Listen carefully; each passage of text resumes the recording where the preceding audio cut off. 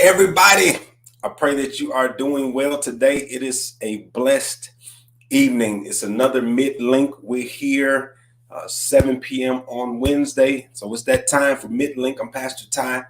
MidLink is right here. It's your midweek connection. I want to thank you for getting on with us today. And I want to let you know that we have something very, very, very special for you today.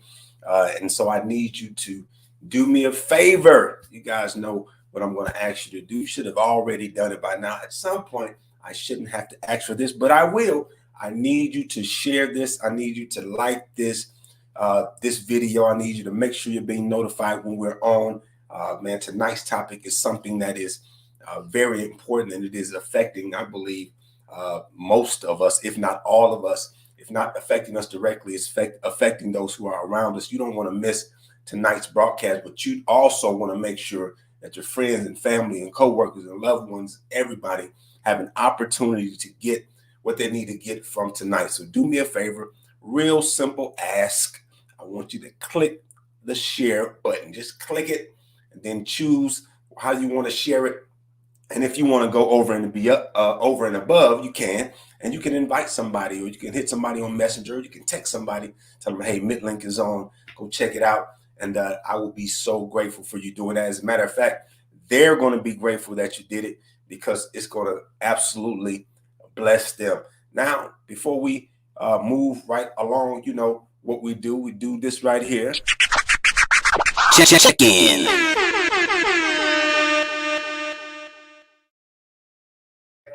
That is the check-in. And so I just want to see who's in the room. I just need you to say hello. How you doing? Hey, Joannis Grace says, good evening. Hey, I see Tanisha Dillon says, good evening. Good evening to you. Deacon Rick, all the way from Tennessee. Good evening to you, man. Good to see you on. Hey, what's going on? Miss Sylvia, good evening to you. Anita Williams is on. Good to see you on. Let's see who we got. Myrtle Dillon is on. Mother Dillon's on. All right. Good afternoon. All right. We have Tiffany Sales. Good evening, everyone.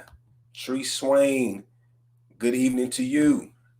Hello, Marlena. Thanks for being on with us today. What's going on, Miss Denise Shelvin? Thank you so much for being with us today as well. Hey, Kamala. I hope I'm not messing it up. Miss Simmons is on. Thank you so much for being with us today. Blessings to you.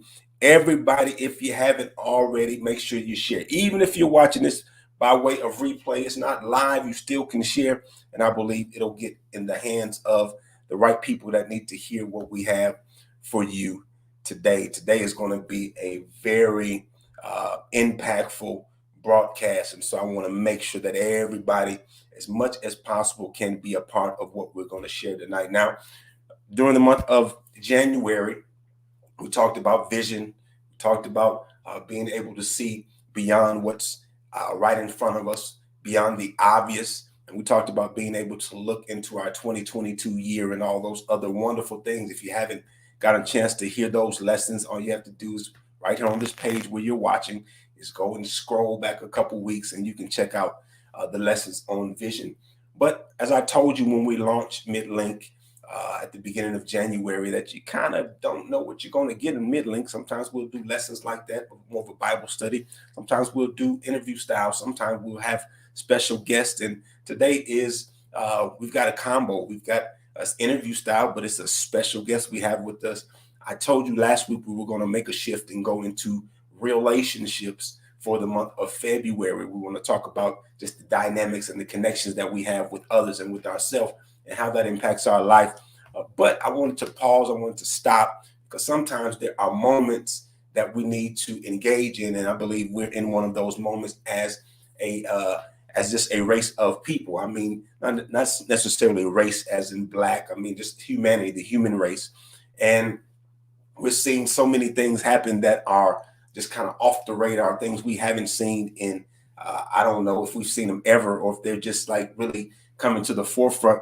But I wanted to pause. I wanted to stop on the wake of all of these suicides and different things happening and tragedies. I thought it was important for us to make sure that we connect to people where they are. And so tonight we really want to dig in and talk about mental health. And you know what? I'm smart enough to know that I don't know everything. I'm smart enough to know how to connect with my allies, connect with those who are friends, those who are associates, those resources, and to call in people who are have an expertise in a particular area. And so tonight we have a very special guest. She's going to join us. She's coming in, and I want you to, in the comment section, I need y'all to just go ahead and show her some love. This is our first guest on MidLink since we've launched, and so show her some love. And we're bringing into the room, we're bringing in Dana Calhoun. Hey, how are you? Good evening, Pastor Ty and everyone. How's everybody doing? Good evening. Good evening. Thank you for being with us this evening. I really do appreciate it. You know, I always appreciate you talking about mental health and how it matches with the church. Absolutely. It does match with the church. And I believe that sometimes we overlook those scriptures in the Bible. We were talking about this back in the green room, and I said, you know, all we have to do is read our Bible, and we'll find out that God is absolutely for counseling, for therapy, those kinds of things. You know, around Christmas time, we just came out of that time about a month or so ago, a little over a month, and you know, we go to Isaiah and we talk about mighty counselor, you know what I mean? That kind of thing. And we talk about the Holy Spirit in John chapter 16, and he's our counselor, our aid, and those kinds of things. And then just from a natural standpoint, you know, if we're going to get married, hopefully we're going to seek some marriage counseling, you know, that kind of thing. And our physical body, if we want to get in shape, we go physical therapy or physical trainer, you know, that kind of thing. We want to get our eating together, a nutritionist. We go to those specialists, but when it comes to our mind, our emotions, just psychologically, for some reason, it's been taboo, especially in the church and especially in the African American community.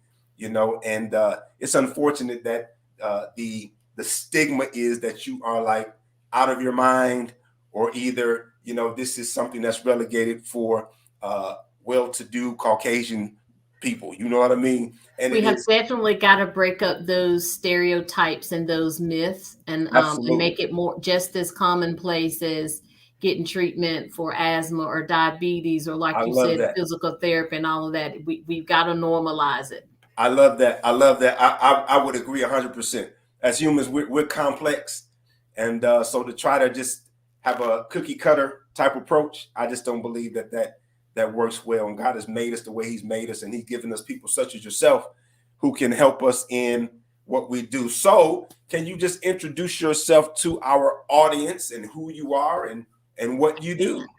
I am Dana Calhoun. I am a licensed clinical social worker.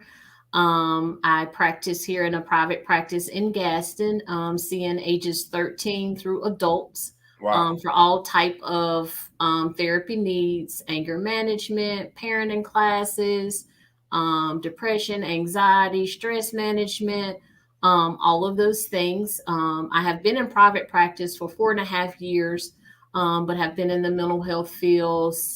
Ooh, my oldest daughter's 23, so 25 years. This year is 25. I have to start from a reference point and add up. I've worked in juvenile probation, juvenile detention, inpatient behavioral health, outpatient behavioral health, substance abuse.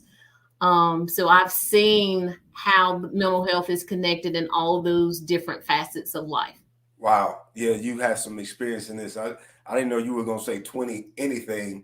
Uh, you gotta ship us some of that water you drinking over there, because 20 something year old, and oh man, that is awesome. But you've seen a lot, I'm sure. And just for those of us, you know, we're hearing about mental health, different things, and it's getting more of a larger platform or more attention than I think it's gotten since I can remember. And And that's sometimes, needed. yeah, that's much needed. And I think it even needs to be more. Can you just kind of give us a basic working definition, or just a basic summary of what is mental health? It is what the words say. It's the health of your mental status, your mind. It's your brain health. It is no different from our physical health and really shouldn't be separated. Wow. When we think about physical health, our brain is in our body, but somehow we keep not taking care of it the way we do other parts of our body. So our mental health is the care of those things that go on in our mind, our emotions, our feelings, our thoughts, all of those things. And so the mental health is taking care of those things. Yeah, that's very good. I think that sometimes I can kind of speak just kind of, especially in the church world. I'm all for, praying for people, and Hmm. I believe in deliverance and all that other stuff. But then there's some components that are just like mental things that need to be dealt with from that level. So over the years and you working with as broad of scope, you said 13 years old to adults is who you service right now, right? Yes. Wow. So Wow. yeah, exactly. So this is not something that's just relegated to adults. It's not just relegated to a particular people group or race. It's not relegated to a gender. No. If you have a Everybody mind, has a brain, so everybody needs to tend to their mental health. wow. Yeah, you need to tend to your mental health. So you Go ahead. tied in the religion part, and so often people will say, well, just pray about it. And I always say, but okay, once you pray about it and God answers you, and that answer is go seek therapy, then what? So yes, I do encourage people to pray about it, but also hear his answer. And if he says go seek somebody else outside of the church, do that as well. So I'm Yeah, always grateful when you do have the mental health programs through your church, and especially tonight. well, thank you so much. Yeah, we're about a holistic approach to uh, ministering to the whole man. So let me ask you this: since you've been um, in the mental health field for so long, do you think that things have been heightened, or do you think that we're just kind of paying attention to it? We're just kind of paying attention. I think social media kind of brings it more to light. But I tell people COVID killed a system, a mental health system that was already dead. Wow. So the problem was already there. I think it was worsened by COVID, but I also think social media plays a part in that, both identifying mental health problems as well as resources. So it's kind of a double-edged sword with social media. Yes. But I think these problems have been going on, and I can say statistically wise, we're going backwards. Oh wow. So from 2003 until I think 2018, the rate of African American suicides increased a minimum of 6% each year. Wow.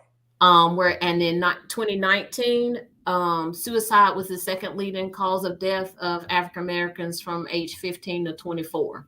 Wow. So it's been a problem. It's a growing problem, but hopefully some of these new platforms and talking about it kind of normalize it, and we can start getting people the help and treatment that they need.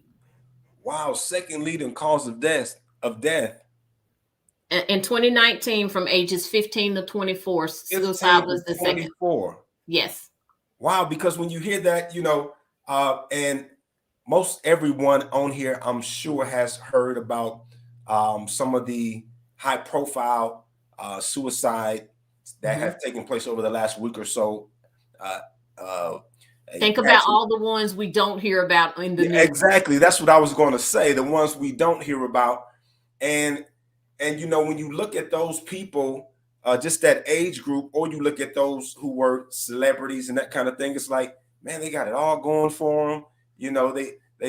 We assume they have certain resources, and Hmm. they're attractive, or they have this, or they have the fame, they have this, that, and the other. And so in that age group, you're talking about 15 to 24, like you're just getting started, you're just living Yes, life, you're in you got all this energy, you're just or we assume. we So assume.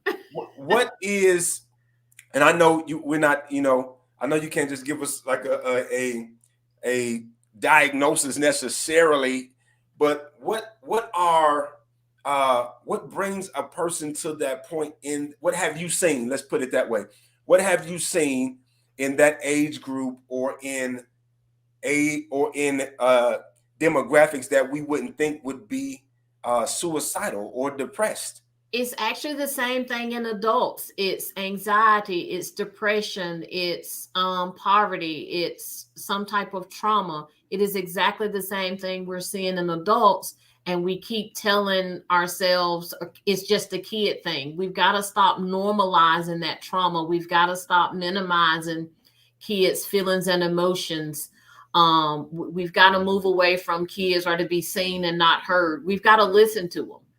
I tell my parents when I used to do a parenting class that listening to them doesn't mean you agree with everything they say, but if you don't listen, you have no idea what their thought process is. Wow. So some of the same things that are causing adults to commit suicide is the same things that our kids and teenagers are dealing with.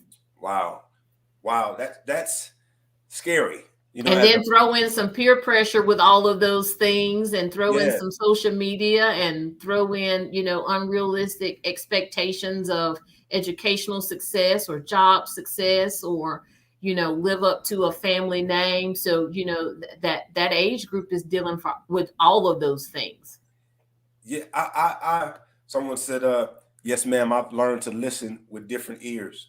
Yeah, that's wisdom, different ears. So, we know you're drinking this. We're drinking from the fountain of youth, so we understand that. But for some way, shape, or form, you have been doing this 20 plus years. So you remember no YouTube, no social media. Have you seen a difference, and what has been the impact on the trends as it relates to depression and those kinds of things? Yes, and I tell parents all the time, like when they bring the younger kids in, I actually had to set an age limit because I was getting so many younger referrals. I was like, wait, I can't keep doing this. Younger than 13? Absolutely younger than 13. Wow. And I had to just set a limit that I would only see teenagers and up.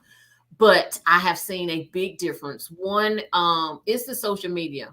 When we were younger, if you said something about somebody, you wrote it on that paper. How long would it take that paper to make it across the classroom? Yeah. Or maybe to the next classroom. Right. Whereas now people can say something about someone and it goes across the entire world in less than a second. Yes. So I have seen a big difference. And then you have kids trying to fit in. And they want to be popular and they want to be liked. And then they get into that growing spurt where they're trying to, exert that independence. So I can absolutely see how social media has changed, the demographics of who I treat. Wow. Wow. So many referrals under 13. Yes. And the social media thing. What have you seen? Because you talked about, just getting that, clicking send, and you send that message and it goes across the world. But what about the comparisons, because I would agree with you too. I got a few grades right here too. So I remember no social media, and you had to hear about maybe a magazine or maybe whatever to compare your life to other things.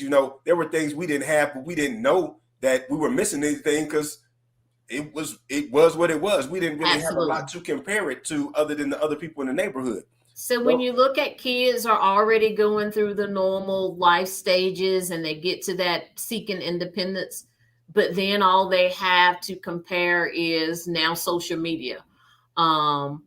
What kid earned so much money doing podcasts? What kid invented this, and not that that's a bad thing, right? But without the right context and without the right reassurance and an understanding that no two people are going to be alike, then kids start comparing themselves and thinking they're supposed to be doing and saying the same thing or excelling at the same pace as those that they're seeing on social media. And it's the same for adults. They compare themselves to what they see on social media as well.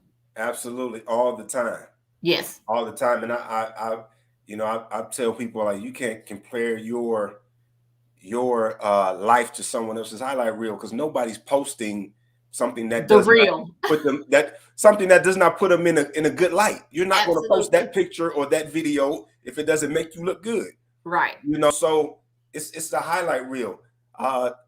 Willow commented, "Hey Willow, she's a teenager, and she says, man, social media can be so damaging, so It damaging." can. And Wow. that's why we as parents and adults and teachers and therapists got to help them, balance that and how to use it for good, but how to also build themselves up to not let it control their life and their mind.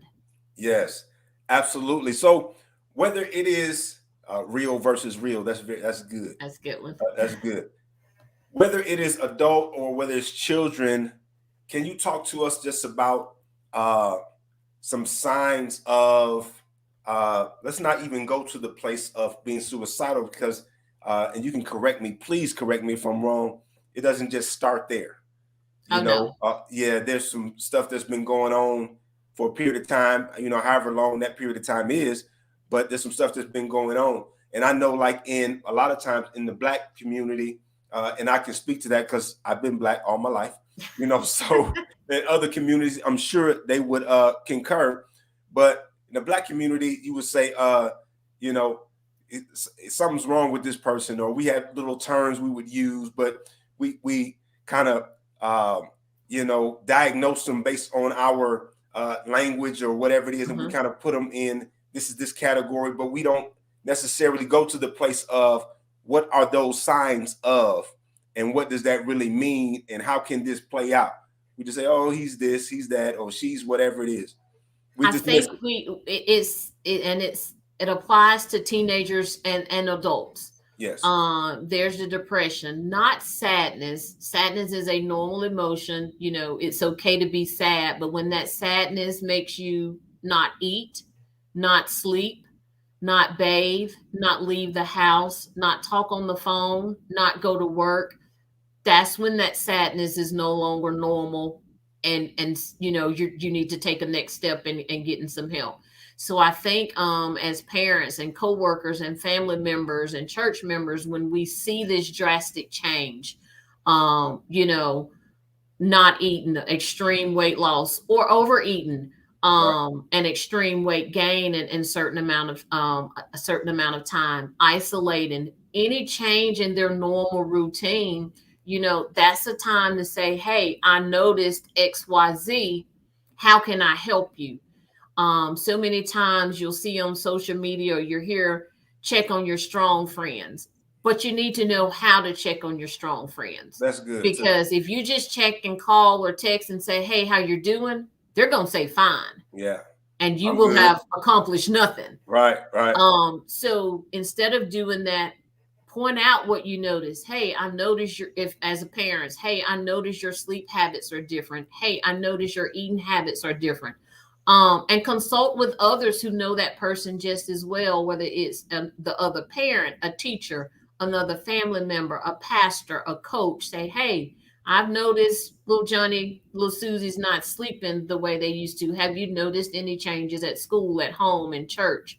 So that everybody can be a part of that helping village.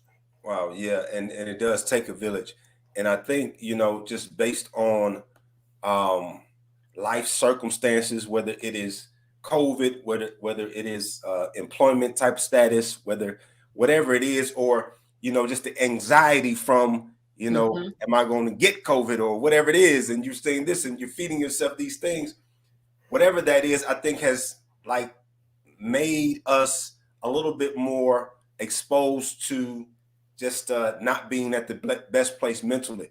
Uh, And I think what that problem is that somehow along the way we're not teaching coping skills and yes, decision making skills. We're yes, kind of thinking everything is going to be smooth sailing. So when it's not, we're not equipped with the tools to handle those things. yes, yeah, So all of those things are nothing new. It's just somewhere along the way we got out of the habit of teaching how to make a decision. What are your pros and cons? What are your choices? What are your coping skills? What do you do when you feel your legs shaking? What do you do when you notice your breathing change and you're getting anxious? What do you do when you getting a headache, worrying about something? So somehow along the way we stop teaching how to take care of ourselves. Taking care of ourselves when we notice those things somehow became a negative thing. I don't know how that yes, happened. I yes. don't know when it happened, But if I could wave a magical wand, that would be the first thing I'd fix for people to understand that taking care of yourself first is not a bad thing. It is the most important thing that you can do. Yeah, I would agree. I would agree with that, and that's a switch that I had to make myself. As a people person, as a pastor, husband, father, all of that. Mm-hmm. Those are roles that require you to give and to invest and to help and to give out and all this other stuff. And if you're not careful, you'll do it all in the name of being a good pastor, a good father, a good Mm-hmm. husband, whatever it is. And in the meantime, you're not taking care of yourself and you don't Then you're recognize. not being a good tie. Yeah, You're correct, correct, correct. And you can't be a good pastor tie unless you're a good tie. absolutely. You're only as good to those people as you are to yourself. And so, I had to make that switch and be willing to say, hey, let me uh, walk, or let me, nobody's going to take care of my health like me, or other than me. I can't blame Absolutely. it. Well, I got to do this. And now you're feeling like, you're doing something so big, but really in actuality, you are working backwards. So can you talk to us about, you talked about coping skills and all of that. Can you kind of get into that just a little bit? Because I've heard this like a lot from um, really young adults, people with families, and especially when kids were home and all the other stuff, and trying to work through that process is just like, it's too much. I'm tired. I'm overwhelmed. It's a Mm-hmm. lot. I don't know how to process all of this. So can you just give us some insight on that? And the first thing I tell people, you may have two hands, two eyes, two ears, 2 feet, and all of that. You have one brain, and it can only do one thing at a time. We have got to move away from this fallacy of multitasking. Our brain cannot do more than one thing at one time. I'm having a hard time now talking with you and looking at the chat room over here, seeing what the comments are, because I have one brain and it can only focus on one thing at a time. So the most important coping skill we've got to learn is to not overload our brain, which then overloads our body. Yes. So work on one thing at a time. You may not get it to full completion, but work on it, get it to a stopping point, take a break, literally walk away, do something else. People like to say I do breathing exercise, but really learn what that means. A true deep breathing exercise where you're focusing on nothing but breathing in and out. Walking away from things, taking those mental breaks, not focusing on what the problem is. Having some type of to-do list so that when you do get sidetracked, you can see what else you need to get done, so that it gets you back focused. But definitely learning those coping skills and identifying ways to prioritize the things that you have to do. Yeah, and like for me, I don't know if this is like a coping skill or if it's just like something I do, but I'll go drive, or I'll just turn music on and kind of just sit back, and I'll find just a space where I can be to Yes. myself for a little while. That is it, because that has shown you to be your recharge. So we Yeah. have to know ourselves. Some people that wouldn't work, but if that works for you, we got to normalize that everybody is not going to have the exact same response to those coping skills. So it's okay to try different ones until you get to what works for you. Yes, and the other thing I do is I'm learning this ing, like I'm learning is to set those boundaries, and that Yes. like I don't have to answer every call or reply right away to every text, Yes. or whatever, every email. Is like that The anxiety, biggest like thing is turning off those notifications, whether that's at night, whether that's for 30, 45 minutes, an hour during the day. We've got to be able to shut down. Our brains can't, and our minds just can't be on go all the time. We don't do it to our bodies. We got to stop doing it to our mind. And then, because that's what disrupts the sleep pattern, is that we're just telling our brain it's always got to go. We're hearing that notification, we're seeing that blue light. Yeah. And we're thinking we've got to look at it, we've got to respond right then. So being able to prioritize those things, but also being able to shut down when necessary, whether that's a short day break or whether that's a short weekend trip or whether that's a vacation. And on that vacation, we're not answering emails, we're not answering text messages, we're not answering work related calls. Really having that separation between work and home. And I think COVID messed that up even worse than it already was. Yes. We were already working more hours as a country, and then we took those hours home. And so people were not, taking those quote smoke breaks. I tell everybody to make sure you're taking your smoke breaks at work. I don't care if you don't smoke, go do something for 15 minutes like the smokers do anyway, away, from the work Right. setting. So we've Right. got to put in these do nothing moments. And Yeah. we can't think that we're lazy or we're slacking just because we take those moments to recharge. I agree. And resting and sleep is like not in style in America. We got energy drinks, we got Monster, we got this, and so getting Which rest. are the most horrible things in the world. Yeah, yeah, Nobody it is drinks crazy. energy drinks. And if y'all don't hear me say anything else, do not drink the energy drinks. Um, they're horrible, and don't drink Mountain Dew. Wow, there you go. There you go. One thing I've learned, I implemented this, and this is good for those of us who are watching who are believers. I implemented a Sabbath once a week. It's a day I don't do anything. I Yes, just sit back and I may watch the movie. I may just relax. I may just stay in the bed, but it is a Sabbath rest. And I tell people, if God Almighty Himself took a day to rest, how much more do we in our finite absolutely. human self need Absolutely. a day? And guess what? Since I've been doing that, man, I the world didn't end.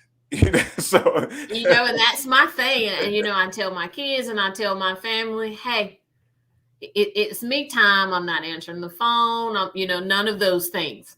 yes, If it's an emergency, you might need to call fire, police, somebody else, because I can't help you anyway. I'll yes, help as much as I can after, but I'm on this downtime. yes, that's very good. And, One, and and that's how you set those boundaries and enforce them. And so you normalize it. So then they know. And now my kids know that they can ask for that same, hey, I'm not going to be available for X amount of time. Nothing's wrong.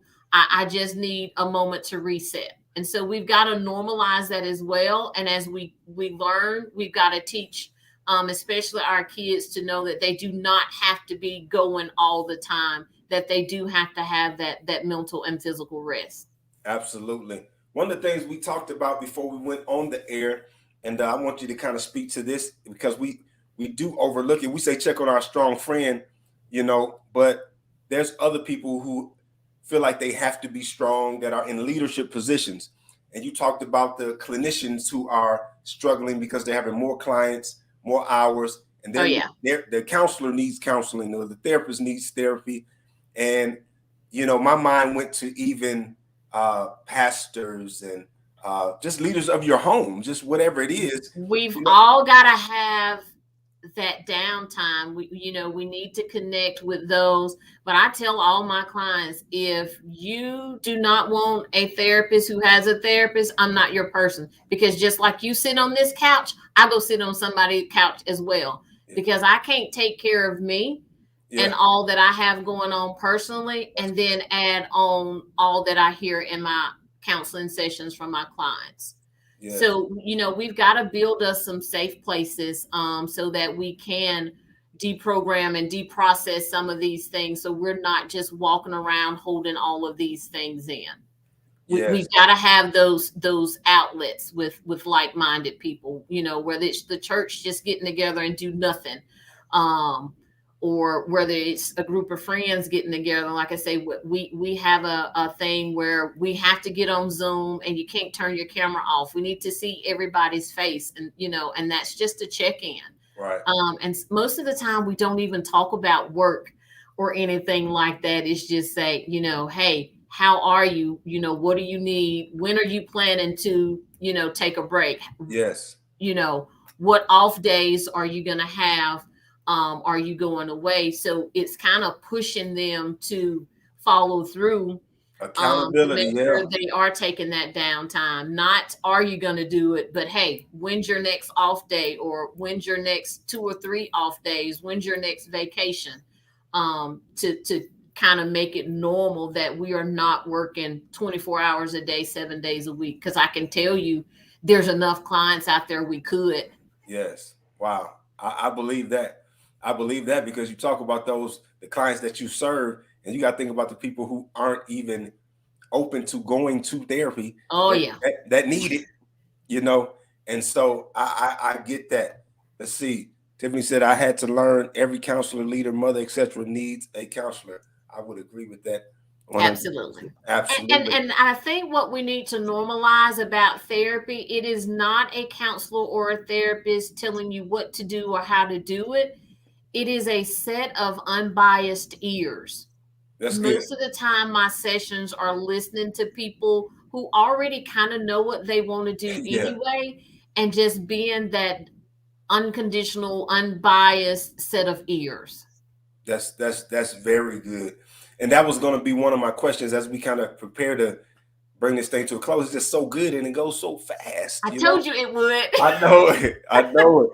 So if I am, when I look at those stories of those individuals who, uh, decided that they could no longer be here and they took their own life.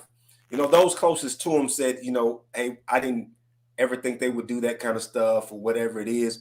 Can you just give us just a few things, not necessarily to be on the lookout for? We don't want to be paranoid about it, but what are some standout things that may be the difference between this person wants attention versus this person really is serious about doing something to themselves Here's the thing. or to We someone else? gotta think, we gotta stop making the attention seeking be a bad thing. Because if somebody is that desperate for help that they would seek attention that way, we need to give it to them. We can worry about the why later, but we need to address that and not just blow it off as though they're just trying to get attention. Give it to them so we can get to the root of the matter. That's good. But what I think we don't understand is that most of the time, when you have the high profile suicides, they have a very unrealistic expectation of themselves. They have this perfectionism going on.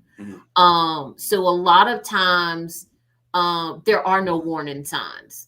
Wow. They will smile and do and go on. And there's not always a warning sign to it, but like I spoke earlier, it's the change in habits, or just having a conversation with them about, hey, what went well today? Not just how you're doing, but what did you do well today? What was a rough point for you? And making sure, again, they have that downtime, and that they don't have unrealistic expectations of themselves. Gotcha. Now I wanna ask you this. Before we get to that point, what are some daily things that we can do, whether it's quiet time or whether it's getting the proper rest or whatever it is? What are some daily things we can do It's all those things. preventative maintenance? Stay hydrated, maintain your food intake at a reasonable level. Don't binge and don't skip meals. Have This a stuff safe plays on place. your mental health. Water. Yes, I will tell a lot of people, just when things get rough and you feel those physical symptoms, take a deep breath and take a sip of water. That is the quickest way to hit that reset button. Wow. And then again, go back to doing one thing at a time. But some of those coping skills are staying hydrated, making sure you eat, making sure you sleep. Adequate rest is so important, because sleep deprivation will lead you to the hospital quicker than diabetes, heart problems, or anything else, because it will shut your body down quicker than anything else. So make sure you're getting a healthy amount of sleep. If you are waking up often or it's hard to fall asleep, try to not have caffeine after 2 o'clock in the afternoon, so your body has a time to get out of it, out of its system, so that you're not disrupting your sleep pattern. But having a friend or a family member, more than one, that you can call and just say, hey, I need to vent. I don't need you to help me solve a problem. I don't need you to fix anything. Don't even need you to respond. I just need somebody to listen to me. Yeah. And also coping skills, schedule your therapy appointment. Yeah, schedule you a therapy appointment. I have one client that sometimes when she comes in, she sits for about 15 minutes before we can even start. She just needs that time. Yes. And there's absolutely nothing wrong with that. I would agree. And you know, when you said that, it just kind of made me think of, you know, sometimes with coming home from work and you need that time to decompress, Yes. you know, and so sometimes I know people that'll kind of, well, sit in their car because they know as Yes. soon as they get in the house. As I said, drive the long way home. Yeah. Don't go straight home, drive the long way home. Wow. But Yeah. establish that with your family. Say, hey, nothing's wrong. I just need a moment to decompress from Yeah. that part of my day. Give me 30, 45 minutes, and then I can do XYZ. And I think the biggest thing is communicating that, so people understand where you're coming from, where you're trying to go, and don't think, oh, he's acting funny or she's acting funny. So communicating that, hey, I just need this moment to change gears. Yes. Now y'all see why we had to have her on here. This is so much good stuff. Uh, this is Oh, good Pastor Todd, evening. This real is quickly, I informative knew and we were enlightening. going to go long. Can I No, give you're some good. resources? You sure can. Okay, so if you have insurance, use it. Go find you a therapist. There's tons of ways you can, call your insurance for somebody who's in network. Also, EAP, most jobs offer it. And even if you don't have insurance through your job, you can get anywhere from 3 to 8 EAP sessions a year. So look into that. Starting this year, we're also going to have the crisis hotline number. It's going to be 988, very similar to 911, but it's going to be for mental health concerns only. So that's going to be 988, and it's starting soon. Also, you can call the 24-hour crisis line, 1-800-273-TALK. That's 1-800-273-8255. You can also text the word hello to 741-741. All right. So I want to make sure you guys have it. Cause she's gonna. Can you give that number one more time, guys? I need you to put that in the comments so people can see it even when they watch the replay. So if you can put this number in the comments, she's gonna give it to us again. Okay. The main one right now is 1-800-273-8255. Or you can text the word hello to 741-741.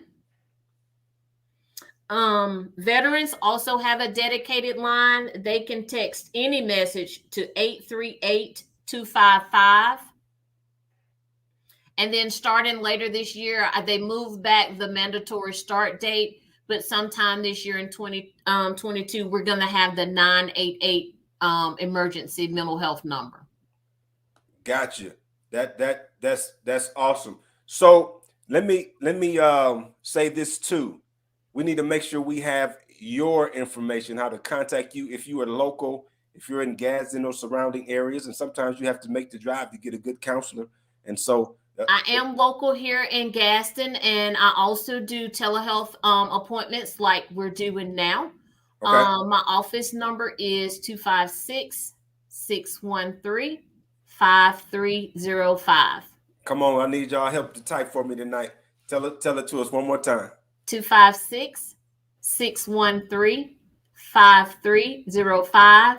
And I answer my own phone calls. I don't have an office person unless my daughter is home from school. But I answer the call so I can know, whether I can help them or whether I can refer them to someone else.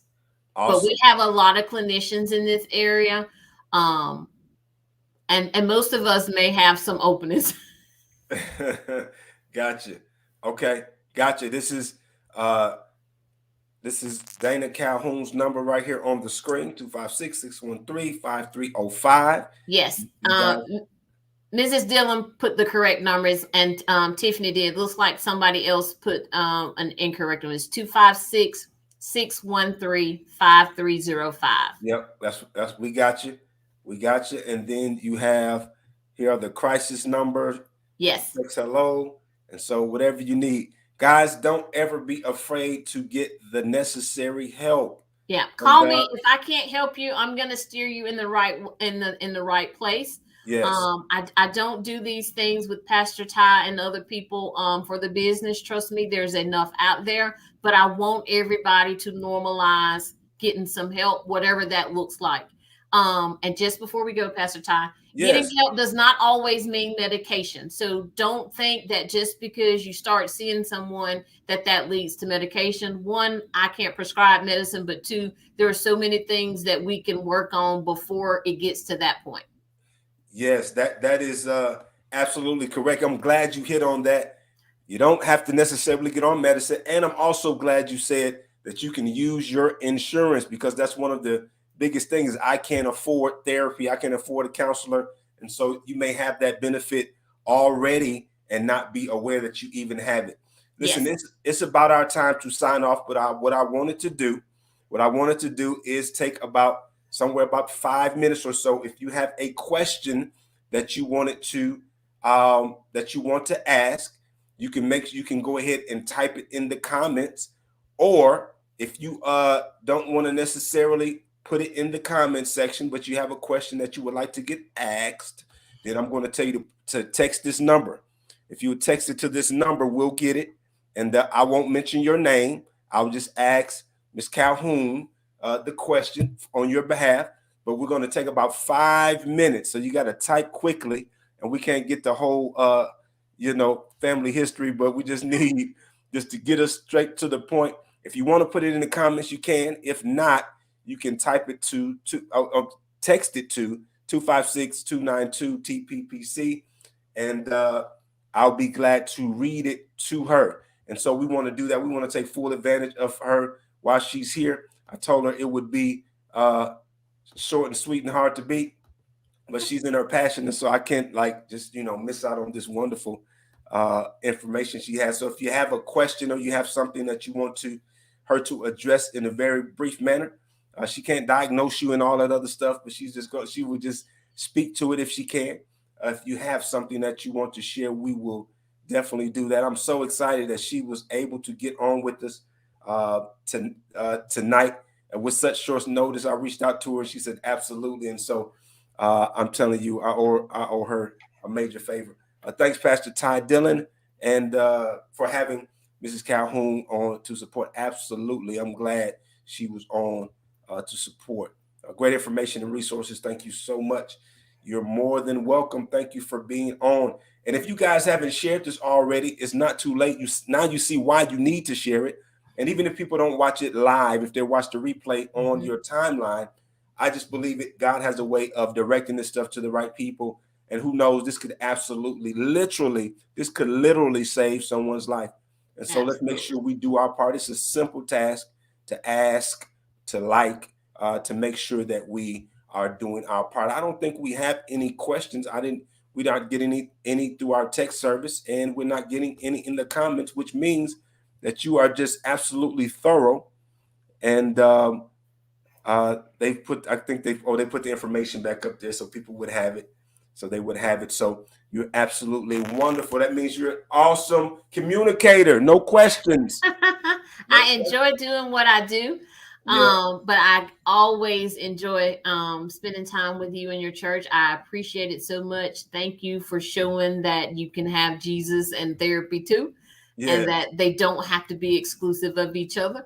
So it Absolutely. is always a pleasure partnering with you guys. Well, thank you so much. And the feeling is mutual. And you've come through for us on so many occasions. As anything we can do, to support what you do, I'm so glad and grateful to do it. And so just thank you for all that you do. And a lot of times we don't get a chance to see all the things that are happening behind the scenes, but we're just glad to know that you are making a difference making it I happen. try every day. Yes, ma'am.